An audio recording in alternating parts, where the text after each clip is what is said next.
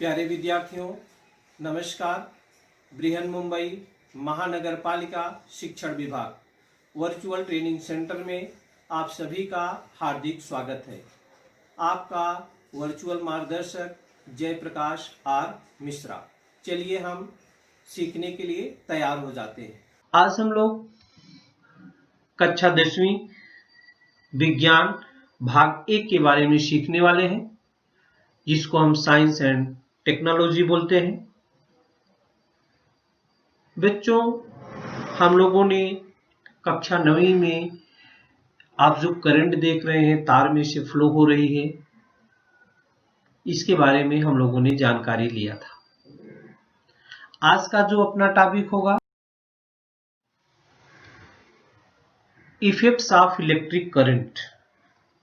Effects of electric current, विद्युत धारा के प्रभाव। इफेक्ट्स ऑफ इलेक्ट्रिक करंट, विद्युत धारा के प्रभाव। इस पाठ में इफेक्ट ऑफ इलेक्ट्रिक करंट में हम लोग क्या क्या सीखने वाले हैं, उसके बारे में देख लेते हैं। आप जैसा चित्र में देख रहे हैं, सर्किट पूरा हो जाता है तो बल्ब क्या होता है, जलने लगता है। जैसे सर्किट कट ऑफ हो जाता है, बल्ब जलना बंद हो जाता है। तो धारा देखिए प्लस से माइनस की ओर जाती है और इसके इलेक्ट्रॉन क्या होते हैं, माइनस से प्लस की ओर जाते हैं।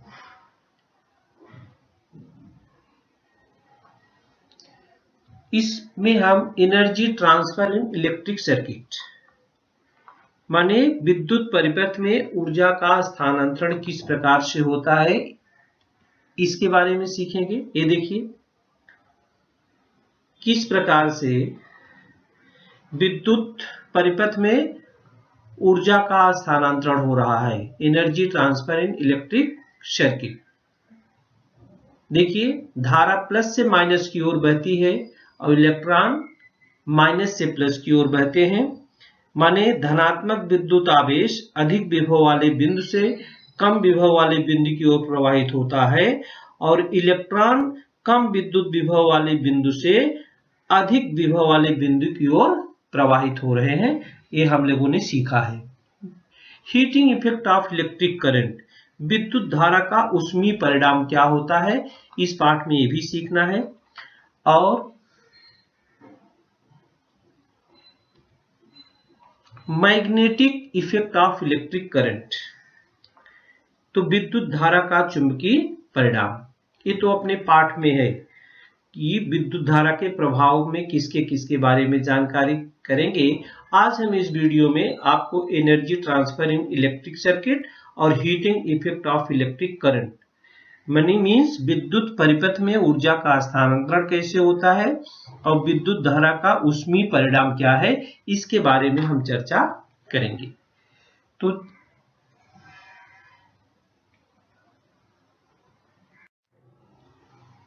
थोड़ा सा हम पीछे ले चलते हैं आपको। जैसा बच्चों आप जानते हो कि आधुनिक विश्व में विद्युत का बहुत महत्व है। हमारे दैनिक जीवन में विद्युत का बहुत उपयोग है। हमारे अस्पताल में, बैंक में, कार्यालय में विद्युत का उपयोग किया जाता है। हमारे नई नई जो टेक्नोलॉजी है उसमें सब में विद्युत का उपयोग होता है। अगर विद्युत की आपूर्ति नहीं रहती है तो हम विद्युत मोटर, जनरेटर का भी उपयोग करते हैं। हमारे घरों में फ्रिज है, विद्युत ओवन है, मिक्सर है, पंखा है, धुलाई मशीन है, ये सब में विद्युत की आवश्यकता होती है। और सभी उपकरणों को चलाने के लिए, जैसा आप जानते हैं, विद्युत की आवश्यकता होती है। तो विद्युत की निर्मित की जाती है, आप उसके बारे में पढ़े हैं। और निर्मित करके वो तार के माध्यम के द्वारा हमारे घरों तक भेजी जाती है। तो बच्चों यहाँ सबसे पहला है कि हम किस आधार पर निश्चित करते हैं कि पदार्थ विद्युत का सुचालक है या कुचालक है। How do we decide that a given material is a good conductor of electricity और इज एन इंसुलेटर। किस आधार पर हम करते हैं? तो बच्चों, जिन पदार्थों की प्रतिरोधकता बहुत कम होती है उनको हम चालक कहते हैं। मैंने इनमें से सरलता पूर्वक विद्युत धारा प्रवाहित हो सकती है। जिनमें से सरलता पूर्वक विद्युत धारा प्रवाहित हो सकती है उनको हम चालक कहते हैं। जैसे अपने घरों में वायरिंग है, तार है, फैन चलता है, वॉशिंग मशीन चलती है, कूलर चलता है, एसी चलता है, तो किसकी सहायता से? तार दौड़ाया गया है, उसकी सर्किट बनाई गई है और उस चालू बंद करने के लिए एक बटन स्विच लगाई गई है जिसका उपयोग हम करते हैं। तो तार क्या है? वो तार विद्युत का सुचालक है। तार क्या है? विद्युत का सुचालक है। उनमें से विद्युत धारा आराम से प्रवाहित होती है। या विद्युत रोधी क्या है? जिन पदार्थों की प्रतिरोधकता बहुत ज्यादा होती है, जिसमें से विद्युत धारा प्रवाहित ही नहीं हो पाती है, ऐसे पदार्थों को हम इंसुलेटर या विद्युत रोधी पदार्थ कहते हैं।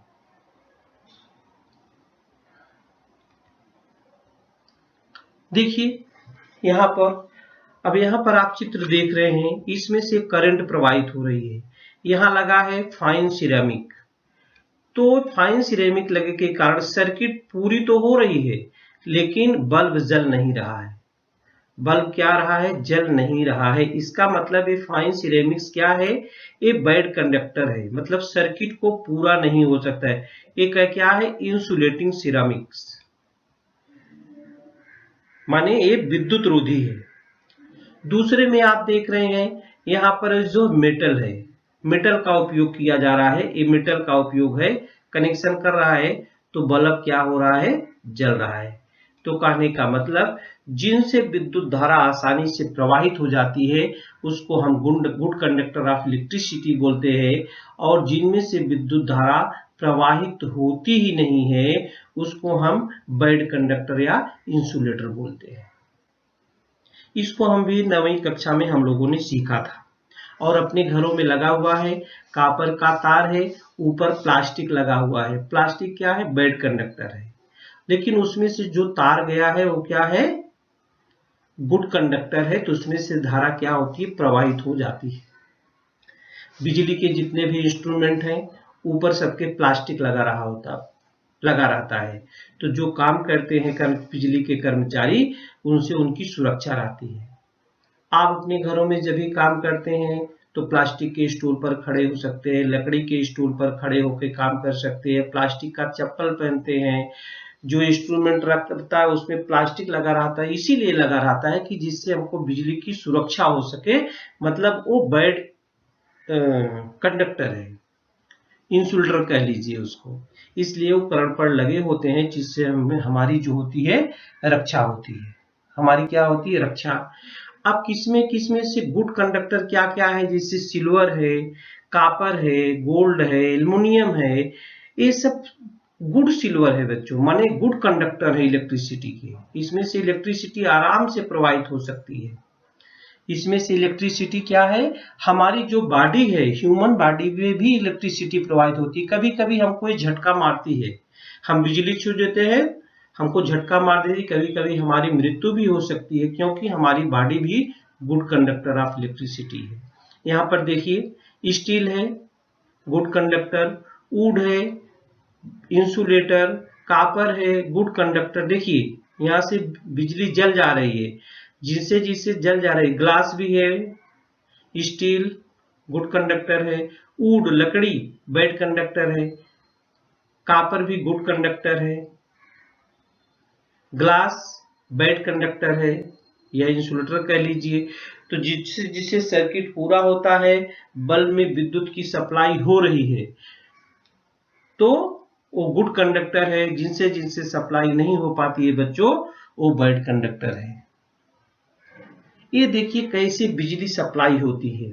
आप देखिए इसमें चित्र में, यहाँ पर बैटरी है, ये जो धारा करंट, ये देखिए करंट, ये करंट है, करंट सप्लाई होती है, यहाँ ये प्लस है ऊपर और ये है माइनस, ये बैटरी है जिसको सेल बोलते हैं। सेल अकेला रहता है तो सेल बोलते हैं, जब उसको कई सेलों को जोड़ दिया जाता है उसको बैटरी बोलते हैं बच्चों। तो एक करंट जो होता है प्लस से माइनस की तरफ दौड़ती है, और जो इलेक्ट्रॉन होते हैं, माना जो धनावेशित विद्युत आवेश होता है, अधिक विभव की ओर से कम विभव की ओर प्रवाहित होता है।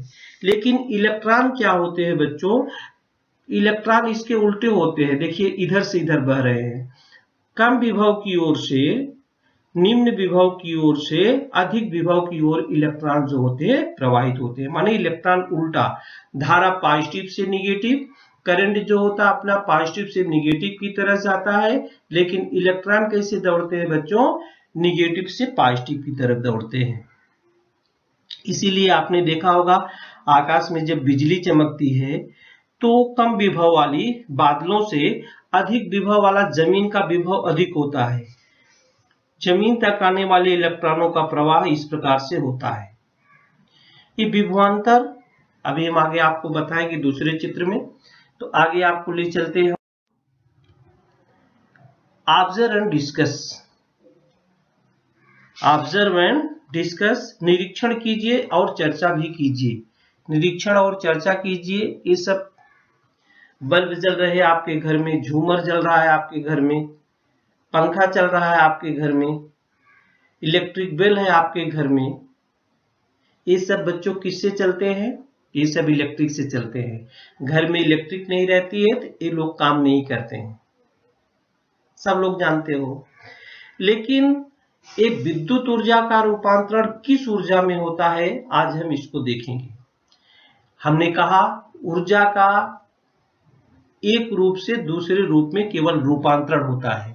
ऊर्जा को न तो नष्ट कर सकते न तो पैदा कर सकते, बल्कि ऊर्जा क्या होती है, एनर्जी क्या होती है, उसको हम एक रूप से, विद्युत भी ऊर्जा का एक रूप है, उसको हम एक रूप से दूसरे रूप में कन्वर्ट करते हैं। कैसे कन्वर्ट करते हैं, देखिए पंखा है आपके घर में, पंखा है, ये पंखा जैसे स्विच आप ऑन कर देते हो, माने सर्किट पूरा हो जाता है, वैसे पंखा चलने लगता है, माने पंखा कुछ काम करने लगता है, हवा देने लगता है। तो माने इलेक्ट्रिक ऊर्जा जो होती, विद्युत ऊर्जा का रूपांतरण कुछ काम में आ गया, यांत्रिक ऊर्जा में हो गया। पंखा जब चलने लगा तो विद्युत ऊर्जा किस में बदल गई, यांत्रिक ऊर्जा में बदल गई, नष्ट नहीं हुई, केवल उसका एक रूप से दूसरे रूप में क्या हो गया, रूपांतरण हो गया। आगे हम आपको दिखाते हैं, ये देखिए आपके घर में बिजली टीवी चलती है, तो जब तक लाइट की सप्लाई नहीं जाएगी, प्रकाश उसमें नहीं जाएगा, तब तक वो चित्र दिखता नहीं है। तो विद्युत ऊर्जा प्रकाश ऊर्जा में बदल जाती है। ये देखिए बल्ब है, ये भी प्रकाश ऊर्जा का स्रोत है। जब इसका जो वायर होता है बच्चों, हमने कहा था बल्ब जला दिए, जला नहीं दिए, बल्ब जल जाएगा तो फिर कैसे जलेगा, उसका तंतु फिलामेंट जो होता है ना, गर्म होकर चमकने लगता है, उससे हमको प्रकाश मिलता है और ऊष्मा भी मिलती है, प्रकाश और ऊष्मा दोनों मिलती है। और अपने घरों में आपने देखा इलेक्ट्रिक बिल, ये देखिए कैसे काम करता है। एक करंट जब सप्लाई होता है यहाँ से, जैसे बटन दबाते हैं, इसका एक घंटी होती है, उस पर टन की आवाज करती है। आजकल तो तमाम प्रकार की घंटियां बाहर मार्केट में अवेलेबल है, लेकिन वो आवाज देती है, मतलब उसकी जो इलेक्ट्रिक करंट है उस किस में बदल जाती है, ध्वनि ऊर्जा, साउंड एनर्जी में बदल जाती है। तो इस प्रकार से हमने देखा कि इलेक्ट्रिक करंट एक प्रकार की ऊर्जा है, इसका रूपांतरण अलग अलग ऊर्जा में हो जाता है। ये देखिए बल्ब कैसे हम जलता, देखिए अपने घर की मेन सप्लाई यहां से हमारी हो रही है। ये बेल जो होती बजती है जब स्विच ऑन होता है, स्विच ऑन होता है तो बेल जलती है, स्विच ऑन होता है, देखिए जब एक कनेक्शन हो जा रहा है, यही स्विच ऑन लगा है, देखिए यहाँ पर तो देखिए स्विच ऑन होते ही बल्ब जो होते जल जाते हैं। जैसे स्विच ऑफ होता है वैसे ही क्या होता है, बुझ जाता है। क्या होता है, बुझ जाता है। तो मेन सप्लाई अपने घरों में है। इस प्रकार से बल्ब, पंखे, टीवी हमारा स्विच दबाते ही अपना वो काम क्या होता है बच्चों, करने लगते हैं। इन सब का अपने दैनिक जीवन में बहुत उपयोग है। तो जब तक सर्किट पूरा नहीं होगा तब तक जो बल्ब है, विद्युत घंटी है, वो अपना कार्य करेगी नहीं। चलते देखते हैं energy transfer in an electric circuit, माने विद्युत परिपथ में ऊर्जा का स्थानांतरण कैसे होता है। हम एक सर्किट के द्वारा आपको बताएंगे। देखिए, ये इलेक्ट्रॉन फ्लो आपको दिख रहा है। जब एक बैटरी सेल होती है, तो जब सेलों का समूह रहता है तो उसको हम बैटरी बोलते हैं। यहाँ पर देखिए 2 सेल लगी हुई है, तो 2 सेल के समूह को हम बैटरी बोलते हैं। एक कनेक्शन हो जाता है, धारा हमारी प्लस से माइनस की तरफ इधर से प्रवाहित होती है, और हमारे इलेक्ट्रॉन्स जो होते हैं बच्चों, ये माइनस से प्लस की ओर प्रवाहित होते हैं। इसके बारे में आपको जानकारी किया है। आज जो अपना एक सर्किट है, देखिए यहाँ से बैटरी से जुड़ा हुआ है प्लस से, एक करंट इधर से प्रवाहित होगी। आप जानते हैं कि धनात्मक विद्युत आवेश अधिक विभव वाले बिंदु से कम विभव वाले बिंदु की ओर प्रवाहित होता है, और इलेक्ट्रॉन जो होता है कम विद्युत विभव वाले बिंदु से उच्च विभव वाले बिंदु की ओर प्रवाहित होता है, जैसे पहले वाले चित्र में आप देख रहे हैं। यहाँ पर जो चित्र है ए लिखा हुआ है। ए क्या है बच्चों? ए विद्युत धारा को नियंत्रित करता है। ए परिपथ की जो विद्युत धारा का मापन करते हैं, इसको अमीटर बोलते हैं, और ये श्रेणी क्रम में जुड़ा होता है। देखिए इधर श्रेणी क्रम है, श्रेणी क्रम और समांतर क्रम आपने पढ़ा है।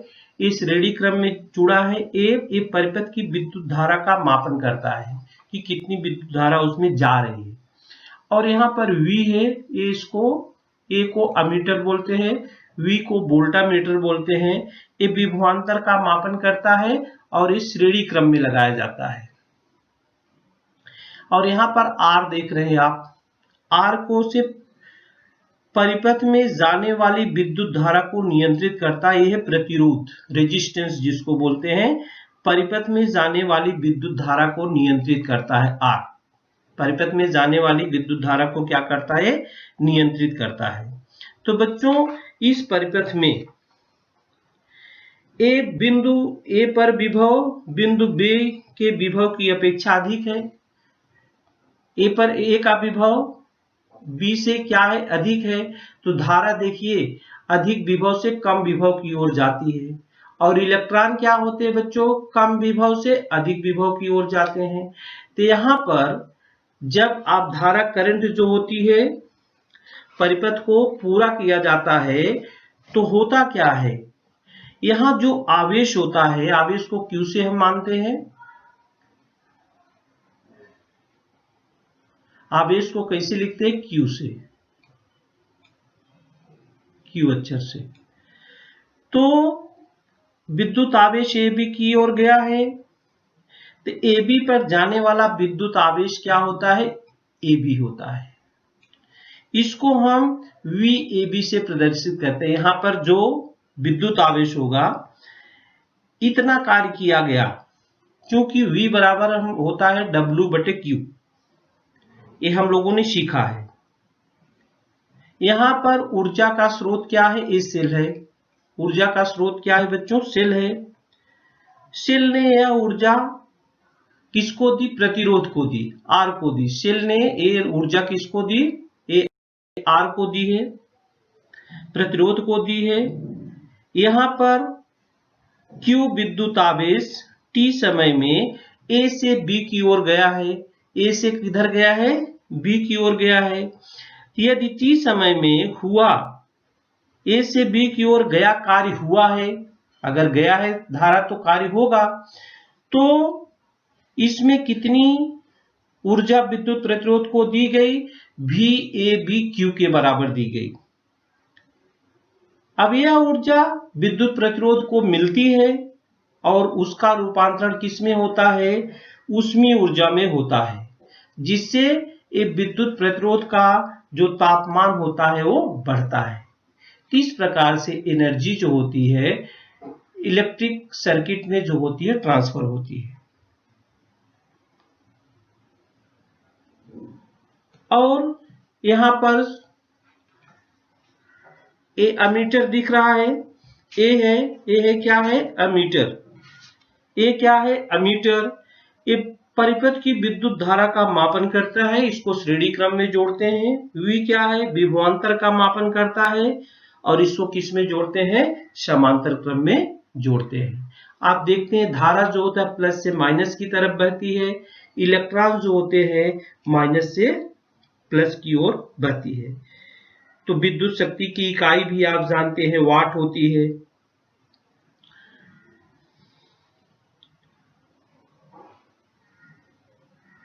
वाट में इसको हम नापते हैं।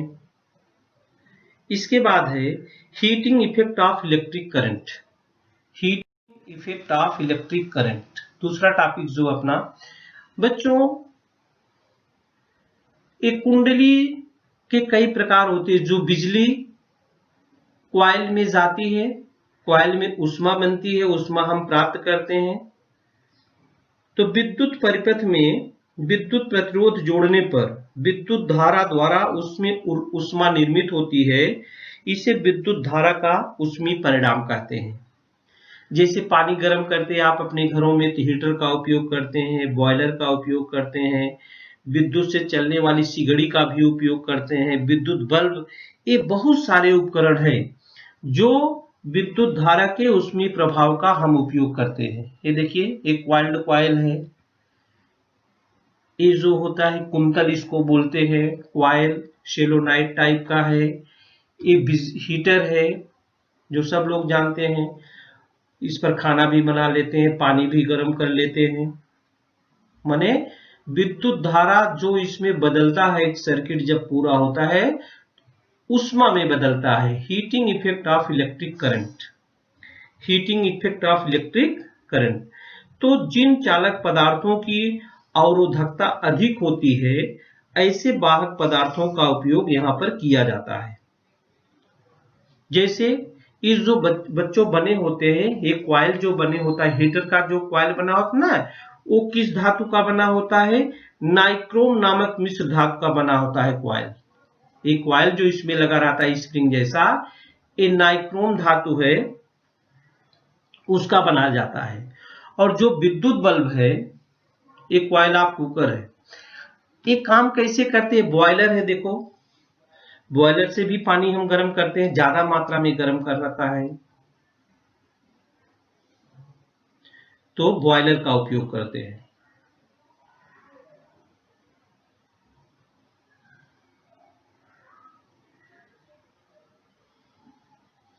आपके घर में जो बल्ब होता है, जो उसमें फिलामेंट लगा होता है, आपने कभी सोचा है वो विद्युत बल्ब में जो तार का उपयोग किया जाता है वो किस धातु का होता है,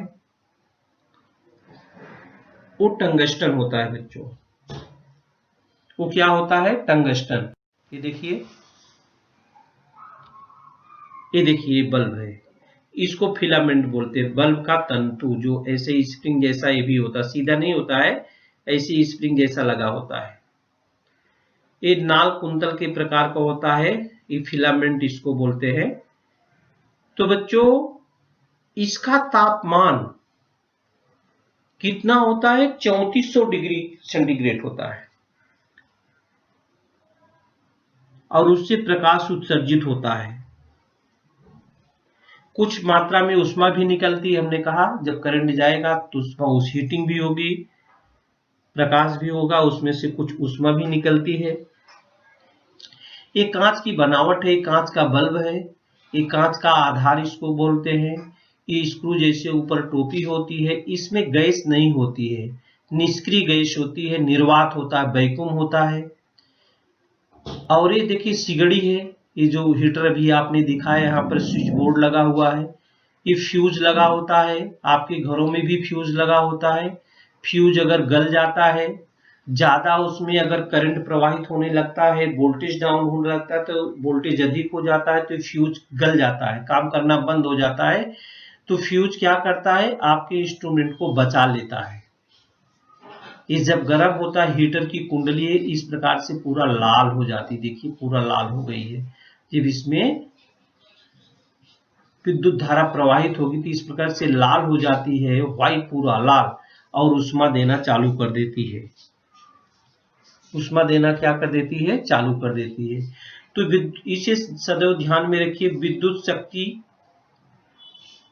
विद्युत शक्ति की इकाई बहुत छोटी है, इसलिए इसको 1000 वाट यानी 1 किलोवाट इस इकाई का विद्युत शक्ति के मापन के लिए व्यवहार में उपयोग किया जाता है।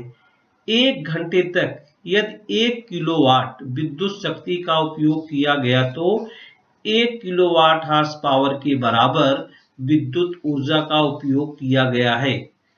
1 किलोवाट आवर बराबर होता है 1000 वाट गुणे 3600 सेकंड, बराबर होता है 3.6 गुणे 10⁻6 वाट या 3.6 गुणे 10⁻6 जूल।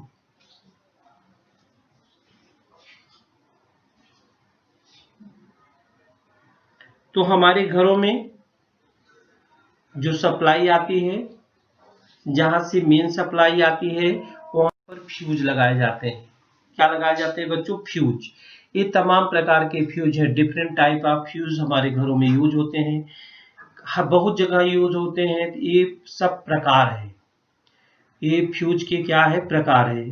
तो बच्चों जब अधिक वोल्टेज हमारे घरों में सप्लाई आती है तो हमारे जो टीवी है, हमारा हीटर है, हमारा वॉशिंग मशीन है, एसी है, वो जल सकते हैं, उस पर नुकसान हो सकता है। इसलिए ये जो इसका गलनांक, तार का जो वायर फ्यूज होता है उसका गलनांक होता है, माने उससे अधिक तापमान वो बर्दाश्त नहीं कर सकता है, तो वोल्टेज जब अधिक आएगी तो गल जाता है, माने कनेक्शन कट हो जाता है, आगे सप्लाई हो नहीं पाती, इसलिए हमारे जो इंस्ट्रूमेंट है वो बचे रहते हैं।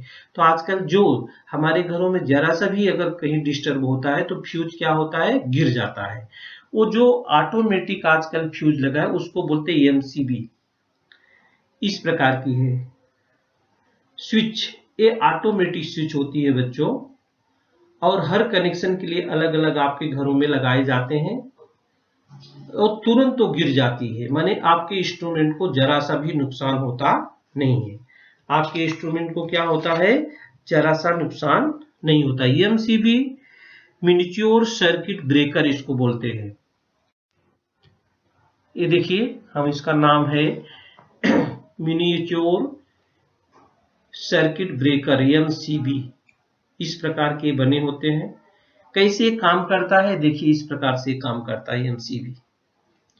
जैसे ही पावर की सप्लाई कम होती है या अधिक हो जाती है, ये ऑटोमेटिक क्या होता है? गिर जाता है, ऑटोमेटिक गिर जाता। फ्यूज तो गल जाता था, हमको फिर से फ्यूज लगाना पड़ता था, लेकिन एमसीबी क्या है?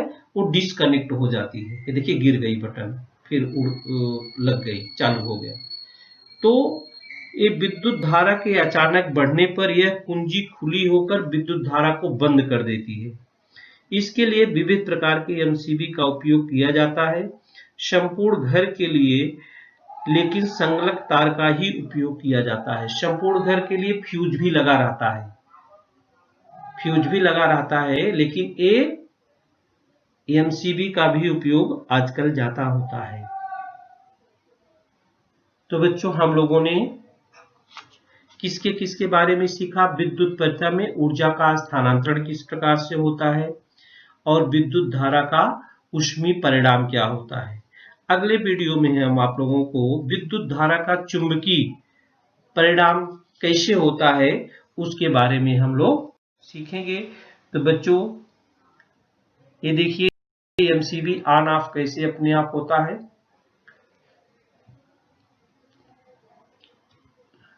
तो बच्चों इस वीडियो में आज के लिए इतना ही। Thank you. प्यारे विद्यार्थियों, हमने जो आज सीखा, हमें पूर्ण विश्वास है आप उसको अच्छी तरह से सीख चुके हैं और उसका आप अच्छी तरह से अभ्यास भी करेंगे। आज के लिए इतना ही। धन्यवाद।